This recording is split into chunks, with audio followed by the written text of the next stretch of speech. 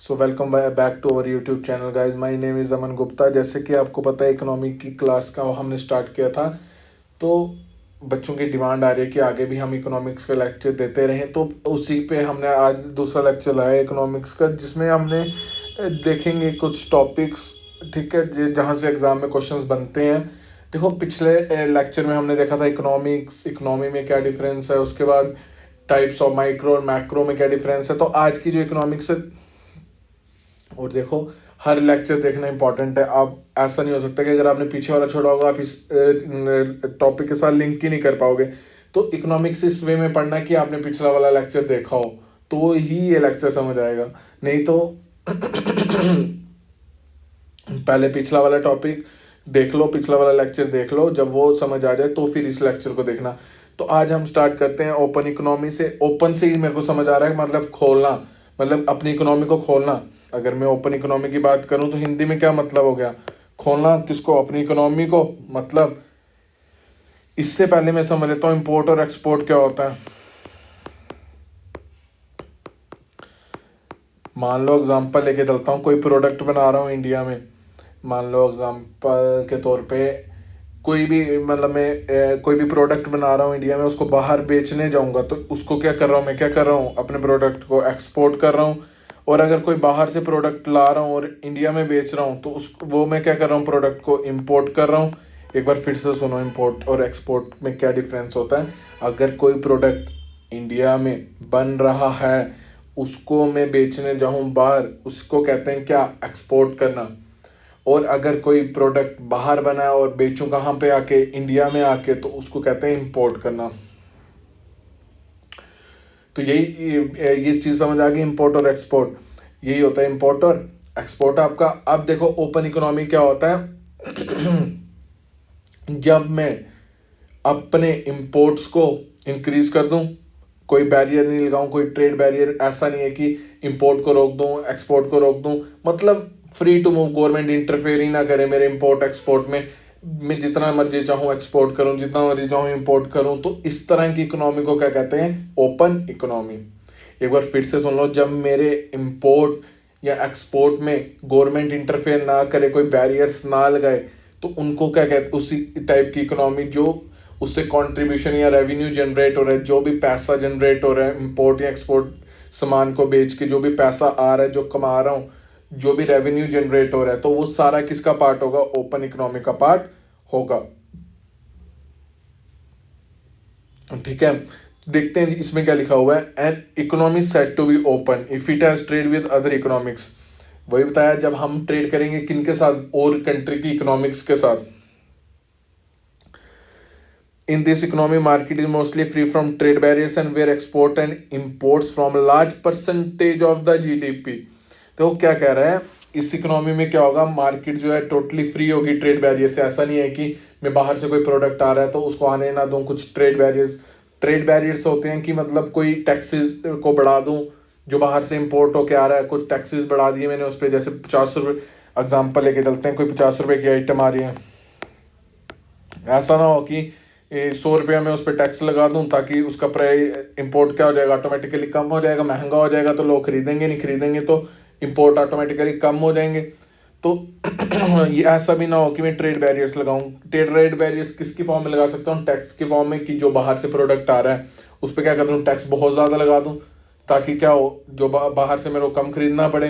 तो trade barriers का use नहीं कर सकता, जिससे क्या होगा कि एक्सपोर्ट और इंपोर्ट से जो लार्ज परसेंटेज जो जीडीपी का है, जीडीपी जो कहते हो आप, क्या? Gross domestic product. ठीक है, अब ये कितना ओपन रखना है अपनी इकोनॉमी को, ये गवर्नमेंट पे डिपेंड करता है। और किस तरह से इंटरनेशनल इकोनॉमी चल रही है उस पे डिपेंड करता है कि कितनी अपनी इकोनॉमी को ओपन रखना है। ये सारा क्या होता है ओपन इकोनॉमी में? देखो, एक सिंपल ओपन इकोनॉमी क्या है? जब मेरा इंपोर्ट या एक्सपोर्ट जितना मर्जी चाहूँ कर सकता हूँ। और ये क्या कर रहे हैं? कंट्रीब्यूट कर रहे हैं किसमें? कंट्री की इकोनॉमी में। जीडीपी अभी छोड़ो, क्या होता है, छोड़ो जीडीपी को, क्या होता है। और कंट्रीब्यूट कर रहे हैं कि जीडीपी सिंपल अभी मान के चलो आप क्या होती है, पूरे साल में हम जितना भी पैसा कमा रहे हैं, इंपोर्ट से, एक्सपोर्ट से, वो सारा जीडीपी के अंदर कंसीडर करते हैं। जनरल अभी के लिए ये समझो, बाकी जब हम जीडीपी करेंगे अच्छे से उस टाइम समझेंगे जीडीपी का क्या मतलब होता है। अभी के लिए इतना समझो। तो ओपन इकोनॉमी क्या होगी, जब मैं इंपोर्ट और एक्सपोर्ट्स में कोई चेंजेस ना ला रही हो, गवर्नमेंट ऐसा ना करे कि टैक्स बढ़ा दे इंपोर्ट में या एक्सपोर्ट पे, ताकि क्या हो, इंपोर्ट या एक्सपोर्ट इफेक्ट हो। तो जब गवर्नमेंट नहीं इंटरफेयर करेगी इंपोर्ट या एक्सपोर्ट में, उससे जो इकोनॉमी जनरेट हो रही है, मतलब इकोनॉमी को ओपन कर दिया, जब ओपन कर दिया इस तरह की इकोनॉमी को क्या कहता हूँ मैं, ओपन इकोनॉमी कहता हूँ। वैसे ये क्लोज्ड इकोनॉमी, ना ही मैं एक्सपोर्ट करूं ना ही इंपोर्ट करूं, क्लोज का मतलब बंद करना। जैसे कि क्लोज वर्ड से मेरे को पता चल रहा है कि इसका मतलब क्या हो गया, बंद करना। बंद करने का मतलब एग्जांपल लेके चलते हैं कि मान लो इंपोर्ट या एक्सपोर्ट को बंद करना। सिंपल जनरल बात करूं तो इंपोर्ट या एक्सपोर्ट को बंद करना मतलब जो इंडिया में चीज बन रही है ना ही मैं बाहर बेच सकता, ना ही बाहर से कुछ खरीद सकता, यही डेफिनेशन होगी इसकी।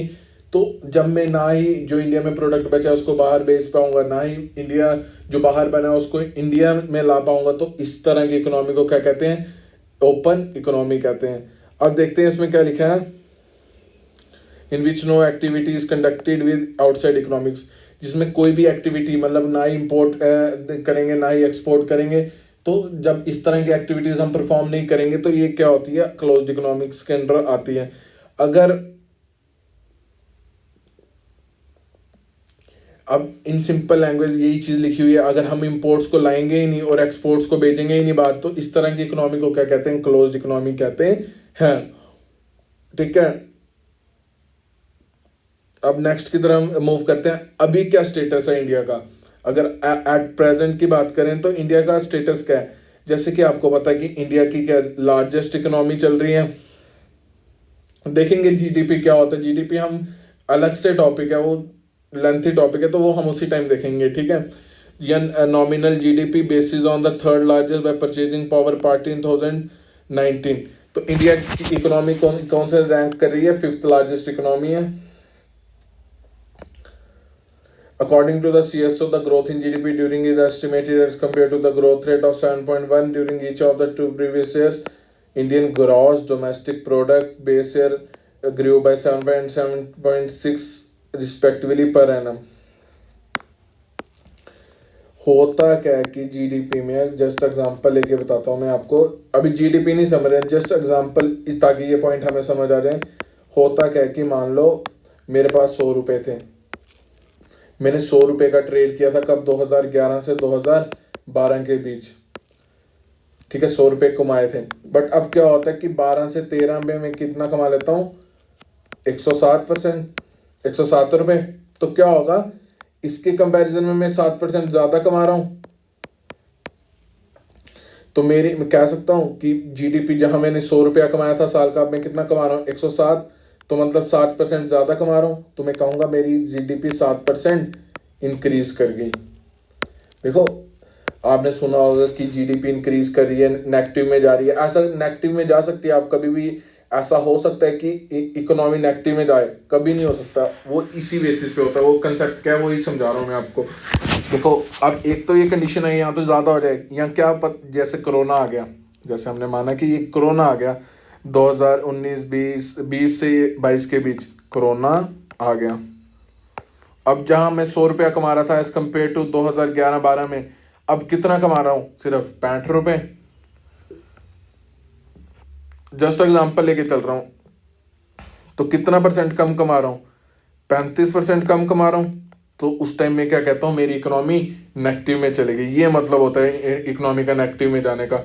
अब यही चीज़ बता रहा है इसमें, ये सिंपल जस्ट कंसेप्ट बताया मैंने आपको कि नेगेटिव का रिसेशन में जाने का मतलब क्या होता है। रिसेशन में मतलब बेस ईयर हम अभी कंसिडर करते हैं 2011 से 12 के रिस्पेक्टिव में 2019-20 में मैंने कितनी इनकम की। ठीक है, अगर 2011 से 12 के बीच मैंने 100 रुपया कमाया था, अब 2020 से 21 के बीच क्या हो रहा है, 65 रुपये ही कमा पा रहा हूँ, मतलब 35% कम कमा रहा हूँ एज कम्पेयर टू 2011-12। तो इसीलिए कहूँगा कि मेरी इकोनॉमी किस में चलेगी, नेगेटिव में चल गई या रिसेशन में ही चलेगी। या अगर 100 रुपये से ज़्यादा कमा लिया, मान लो 2013-14 से 15 में 107 रुपया कमा लिया तो 7% ज़्यादा, तो मेरी जीडीपी क्या हो जाएगी, 7% बढ़ जाएगी। इस तरह से ये पूरा सिस्टम चलता रहता है।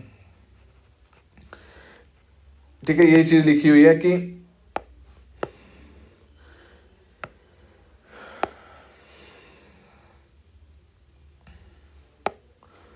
अब इसमें क्या कह रहा है कि इंडिया का जो ग्रॉस डोमेस्टिक प्रोडक्ट है, बेस शेयर को अगर मैं 2011-12 का ही मान के चलूँ तो 2014 से 15 और 15 से 16 ये कितना इंक्रीज कर गई, 7.2 इसमें और 7.6 इसमें। मान लो एग्जांपल की अगर 100 रुपया कमा रहा था 2011 से 12 के बीच, तो अब 2014 से 15 में कितना कमा रहा हूँ, 107.2। तभी तो कितना निकल के आया, 7.2% ज़्यादा कमा रहा हूँ। तभी तो क्या लिखा मैंने, ग्रू, मतलब इंक्रीज कर गया हर साल। ठीक है, अब इधर कितना हो गया, 107.6, मतलब यहाँ पे कितना, 7.6% ज़्यादा कमा दिया। तो जीडीपी क्या जा रही है, प्लस में जा रही है। इसी तरह जैसे अब की बात करूँ कोरोना की बात, तो किसमें, रिसेशन में जा रही है। तो मतलब जहाँ 100 रुपया कमा रहा था अब कितने कमा रहा हूँ, 65 रुपये, -35%। इस तरीके से पूरा सिस्टम चलता है। यही चीज़ लिखी हुई है आपके यहाँ पे। ठीक है, और देखो यही कंसेप्ट समझने वाले होते हैं। जब ये कंसेप्ट समझ आ जाएंगे तो पूरी इकोनॉमिक्स सिंपल है। बच्चों को यही कंसेप्ट समझ नहीं आते हैं, वो सिर्फ याद करके चल जाते हैं। जीडीपी की डेफिनेशन याद कर ली चलेंगे, रिसेशन का मतलब अच्छा नेगेटिव में है, तो नेगेटिव में कैसे है, ये चीज़ें ही तो समझने वाली हैं। अगर ये चीज़ समझ आ गई तो ऑटोमेटिकली क्वेश्चन सॉल्व हो जाते हैं। अब हम इंडियन इकोनॉमी की डिफरेंट डिफरेंट सेक्टर्स हैं उनकी बात कर लेते हैं। 3 तरह के सेक्टर्स आते हैं इसमें। पहला आता है प्राइमरी सेक्टर,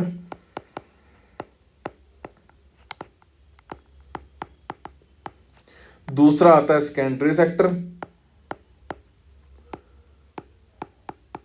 और थर्ड आता है क्या, टर्शरी सेक्टर।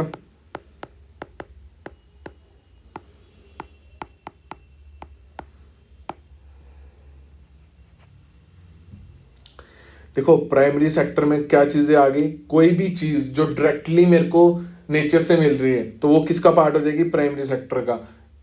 ठीक है, जैसे प्राइमरी सेक्टर में अब क्या क्या आ जाता है, मिल्क आ गया, डायरेक्टली एनिमल से मिल रहा है। वुड आ गई, डायरेक्टली वहां से मिल रहा है। फ्रूट्स आ गया, वेजिटेबल्स आ गई, वीट आ गया, राइस आ गया, शुगर केन आ गया, माइनिंग आ गई, मिनरल्स मिल रहे हैं, कुछ क्योरिंग करके ब्लास्टिंग करके चीज़ें मिल रही हैं, एग्रीकल्चर आ गया। तो ये सारे कौन से सेक्टर के अंदर आ जाएंगे, जितने भी प्रोडक्ट्स हैं प्राइमरी सेक्टर के अंदर। अब मान लो एग्जांपल लेके चलते हैं, जैसे दूध ले लेते हैं। अब दूध से ही कन्वर्जन डिफरेंट डिफरेंट प्रोसेस से क्या करता हूँ मैं, इन्हीं जो लिक्विड फॉर्म में दूध है इसी को किस में कन्वर्ट कर देता हूँ, पाउडर सॉलिड फॉर्म में कन्वर्ट कर देता हूँ, जिसको आप कहते हो पाउडर दूध।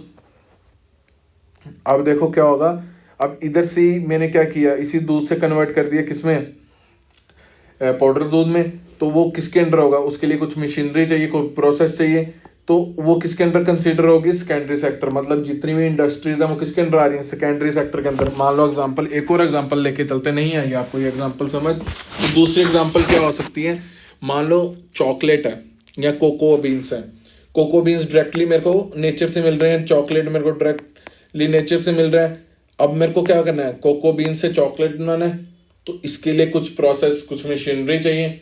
चलो ये भी छोड़ो, आपकी डेली लाइफ की बात करते हैं। चिप्स हैं, आलू से बनेंगे, जनरल आलू से बनेंगे। आलू कौन से सेक्टर के अंदर आ गया, प्राइमरी सेक्टर के लिए। अब आलू को काटना है, फ्राई करना है, इस सारे के लिए मेरे को मशीनरी चाहिए, मतलब टेक्नोलॉजी चाहिए। तो वो सब किसके अंदर आ जाएंगी, जब ये चिप्स बनाने हैं तो जब वो सब किसके अंदर आ जाती हैं, सेकेंडरी सेक्टर के अंदर। तो यही चीज़ लिखी है, the primary sector include production of raw materials and include agriculture, forestry, fishing, mining and curing. देखो 2018 में आपको इसी तरह से सेक्टर्स, एक सेक्टर दिया था प्राइमरी सेक्टर, और पूछा था कि इनमें से कौन सी एग्जांपल है प्राइमरी सेक्टर की। याद रखना, प्राइमरी सेक्टर जो आपको चीज लगे डायरेक्टली नेचर से मिल रही है वो किसके अंदर आ जाएगी, प्राइमरी सेक्टर के अंदर। अब सेकेंडरी सेक्टर क्या होता है कि किसी भी चीज को जब हम प्रोडक्शन करते हैं, जब उसको फाइनल गुड बनाते हैं, मतलब मिल्क से मैंने पाउडर दूध बनाया, कुछ टेक्नोलॉजी को यूज किया, इंडस्ट्रीज वगैरह, मैन्युफैक्चरिंग प्लांट्स, इलेक्ट्रिसिटी, गैस, सब कुछ चाहिए। मैन्युफैक्चरिंग सेक्टर, इसी को ही क्या कहते हैं, सेकेंडरी सेक्टर को मैन्युफैक्चरिंग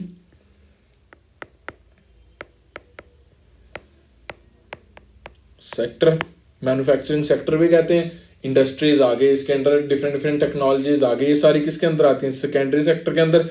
अब टर्शरी सेक्टर की बात करते हैं, ये बाद में समझेंगे लिखा है क्या है, पहले समझ लो होता क्या है टर्शरी सेक्टर।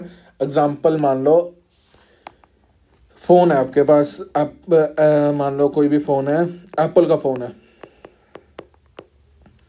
एप्पल ने मान लो सिलिकॉन डायरेक्टली मेरे को नेचर से मिल रहा है, कोई मेटल है वो मेरे को डायरेक्टली नेचर से मिल रहा है, मतलब जिस भी चीज़ से बना हुआ है वो फ़ोन, वो किसके अंदर आ गया।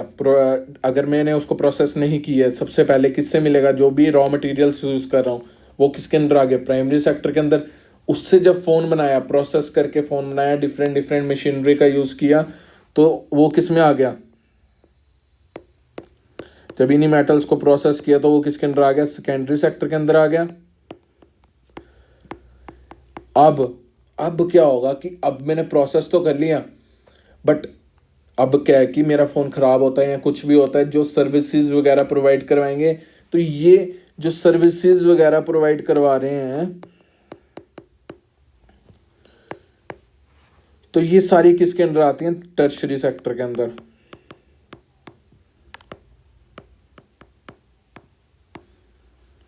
जितनी भी सर्विसेज हैं, मान लो टीचिंग है सर्विस है, आईएएस ऑफिसर्स हैं वो सर्विस है, आप एसआई की तैयारी कर रहे हो वो सर्विस है, जो भी चीज़, जो भी गवर्नमेंट जॉब्स हैं ये क्या सर्विसेज हैं, ये आप सारे किसके अंदर आ रहे हो, टर्शरी सेक्टर के अंदर। अब सेकेंडरी सेक्टर के अंदर कौन आएगा, जो बड़े बड़े इंडस्ट्रियलिस्ट हैं वो क्या कर रहे हैं, उन्हीं रॉ मटेरियल से प्रोसेस करके, जैसे रतन टाटा क्या कर रहे हैं, उन मेटल से क्या बना रहे हैं, प्रोसेस करके गाड़ियाँ बना रहे हैं, तो वो किसके सेक्टर के अंदर आ रहे हैं, सेकेंडरी। अब फार्मर्स हैं वो डायरेक्टली नेचर से एग्रीकल्चर करके कमा रहे हैं, तो वो किसके अंदर आएंगे, प्राइमरी सेक्टर के अंदर। तो जो सिंपल याद रखना उस टाइम कि जो डायरेक्टली सर्विसेज से आ रहा हो वो कौन सा सेक्टर होता है, टर्शरी सेक्टर। जैसे आप हो एसए की तैयारी कर रहे हो, आप क्या दोगे गवर्नमेंट को, सर्विस, और उसके बदले आपको क्या मिलेगा, इनकम मिलेगी। सर्विस दे रहे हो तो आप कौन से सेक्टर में आ जाओगे, टर्शरी सेक्टर में। ऐसे ही कोई टीचिंग है, जैसे मैं ही पढ़ा रहा हूँ, मैं क्या दे रहा हूँ, सर्विस दे रहा हूँ। जब सर्विस, ये क्या है, एक तरह की सर्विस है, तो मैं कौन से सेक्टर के अंदर आ रहा हूँ, टर्शरी सेक्टर के अंदर आ रहा हूँ। यही बेसिक डिफरेंस है किस किस के बीच में, प्राइमरी सेक्टर, सेकेंडरी सेक्टर और टर्शरी सेक्टर। अब होता क्या है कि अब जो प्राइमरी सेक्टर और सेकेंडरी सेक्टर है,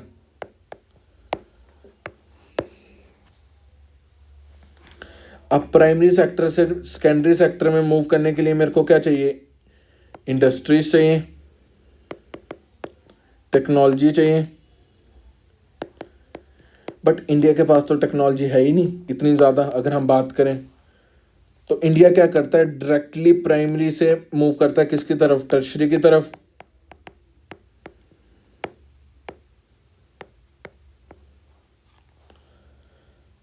ठीक है,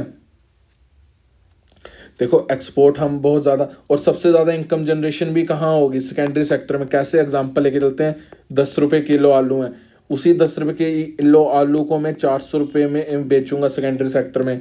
एक और एग्जांपल, 40 रुपये का दूध है, वही पाउडर दूध आप कितने का बेचते हो, 4,000 का, 400 का लगा लो एग्जांपल, 400 का लगा लो, चलो 10 गुना यहाँ पे इनकम जनरेट हो रही है।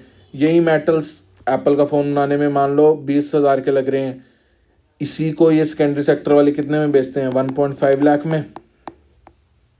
तो देखो इनकम डिफरेंस कितना ज़्यादा आ रहा है। तो इस वजह से मैं कह सकता हूँ कि सबसे ज़्यादा अगर पूछ ले कि इनकम जनरेशन कौन से सेक्टर में होती है, तो वो भी कौन से सेक्टर में होती है, सेकेंडरी सेक्टर में। और सबसे ज़्यादा जॉब क्रिएशन भी कौन से सेक्टर में होगी, सेकेंडरी सेक्टर में। इसीलिए गवर्नमेंट ऑफ इंडिया किस पे फोकस कर रही है, अब सेकेंडरी सेक्टर में। जो आपने सुना होगा कि 100 करोड़ का प्रोजेक्ट आ रहा है नेशनल इंफ्रास्ट्रक्चर पाइपलाइन करके, वो सब किसके अंडर आ रहा है, सेकेंडरी सेक्टर के अंदर ही हम इंक्रीज करने की बात कर रहे हैं सेकेंडरी सेक्टर को। सेकेंडरी सेक्टर को इंक्रीज करना मतलब, अगर हम अपने सेकेंडरी सेक्टर को इंक्रीज करेंगे तो उससे क्या होगा, एक तो जॉब क्रिएशन होगी, जॉब क्रिएशन होगी, पॉवर्टी कम होगी, गरीबी कम होगी, जैसे लोगों को जॉब मिलेगी, एम्प्लॉयमेंट बढ़ेगी, अनएम्प्लॉयमेंट कम होगी, अनएम्प्लॉयमेंट कम होगी, गरीबी कम होगी। तो इस तरह से पूरा प्रोसेस चलेगा। जब लोगों के हाथ में पैसा आएगा लोग खर्चेंगे, इस तरह से मेरी पूरी इकोनॉमी सर्कल देखेंगे इसको अच्छे तरीके से। अभी के लिए इतना समझो कि सेकेंडरी सेक्टर में मैंने आपको एग्जांपल से भी बता दिया कि सबसे ज़्यादा इनकम जनरेशन कौन से सेक्टर में होती है, सेकेंडरी सेक्टर में होती है। तो प्राइमरी, सेकेंडरी और टर्शरी लास्ट एक रिवाइज कर लेते हैं, कंक्लूजन में देखते हैं क्या आता है। प्राइमरी सेक्टर में आप सारी वो चीज़ें जो डायरेक्टली आप नेचर से ले रहे हो तो वो सारी किसके अंदर आ जाएंगी, प्राइमरी सेक्टर के अंदर आ जाएंगी। अब अगर मैं इन्हीं प्राइमरी सेक्टर के प्रोडक्ट्स को क्या करूं, इंडस्ट्रीज में technologies, different different technologies use करके प्रोडक्ट को क्या करूं, मॉडिफाई करूं, तो वो कौन से सेक्टर के अंदर आ जाएंगे, सेकेंडरी सेक्टर के अंदर। और इन्हीं सेकेंडरी सेक्टर के प्रोडक्ट्स को, जैसे वॉशिंग मशीन्स हैं, एसीज हैं, इनके लिए अगर मैं सर्विस सेंटर बनाऊं तो वो सारे किसके अंदर आ जाएंगे, टर्शरी सेक्टर के अंदर। या कोई भी गवर्नमेंट जॉब्स हैं वो सारी किसके अंदर आ जाएंगी, टर्शरी सेक्टर के। ये बेसिक डिफरेंस है किसके बीच में, प्राइमरी सेक्टर, सेकेंडरी सेक्टर और टर्शरी सेक्टर। और इसमें से क्वेश्चन कैसे पूछता है, आपको दे देगा कि which of the following is an example of primary sector, 4 example दे देगा, पूछ लेगा कि इनमें से कौन सी प्राइमरी सेक्टर की एग्जाम्पल है, कौन सी सेकेंडरी सेक्टर, कौन सी टर्शरी सेक्टर, इस तरह से क्वेश्चन पूछता है। तो देखो अगर ये आपको पता है कि क्या मतलब होता है तो ही आप ये क्वेश्चन सॉल्व कर सकते हो। बाकी आज इतना ही रखेंगे, कल देखेंगे क्या होता है, आगे के लेक्चर्स देखेंगे। बाकी आप हमें लाइक करो, शेयर करो, कमेंट्स करके बताओ कि हमारी क्लास कैसी है, अच्छी लग रही है आपको या नहीं लग रही है, वो भी बताया करो आप। रिव्यूज़ आपके बहुत इंपॉर्टेंट है हमारे लिए। बाकी शेयर करो यार अपने मैक्सिमम फ्रेंड्स के साथ। बाकी आज के लिए इतना ही।